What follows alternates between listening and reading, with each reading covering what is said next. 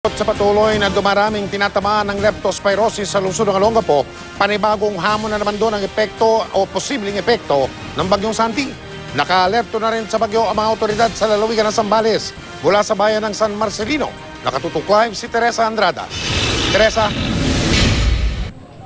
Mike, bagamat isinailalim na nga sa signal number 2 ang Zambales, hindi pa naman gaanong ramdam ang epekto ng Bagyong Santi dito.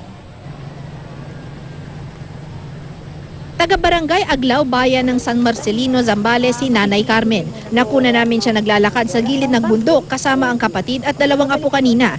Sa kasagsagan ng habagat nung nakaraang buwan, natabunan daw ng lupa ang kanilang bahay ng magka-landslide. Kaya naman ngayon pa lang, nagdesisyon na raw silang lumikas na lalo't itinaas sa signal number 2 ang Zambales. Unahan na nga namin itong bagyo. Anong iniiwasan niyo? Ay yung malakas daw eh. Ngayon daw dumating ma'am. Di siyempre para na kaming na dyan sa mga ganyan ma'am. Di unahan na naman. Natakot kayo?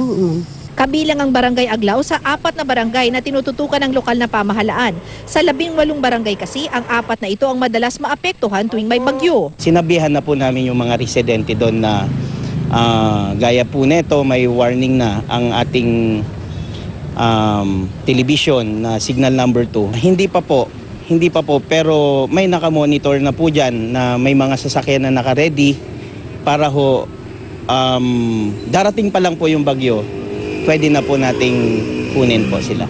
On standby na rin ang Local Disaster Risk Reduction Management Office sa relief goods na kakailanganin. Manaka-nakang pag-ambo naman ang nararanasan dito. Sa Olongapo City naman, on standby na rin ang lokal na pamahalaan sa pagdating ng Bagyong Santi. Ongoing ngayon yung meeting tungkol sa disaster preparedness. Ngayon, yung ibinibigay ng City Health nung araw pa na prophylaxis, itong doxycycline, ngayon pa lang nila maintindihan ba't binibigay sa kanila. Nung araw ito binibigay, baka tinatapo lang, hindi man lang pinapansin eh. It's only now na iinumin na nila yan. Sa gitna yan ang dagok na idinulot ng outbreak ng leptospirosis ang lungsod matapos ang matinding baha na idinulot ng habagat nung nakaraang buwan. Tumaas pa ang bilang ng nasawi dahil sa sakit. Nasa 10 na ang namamatay.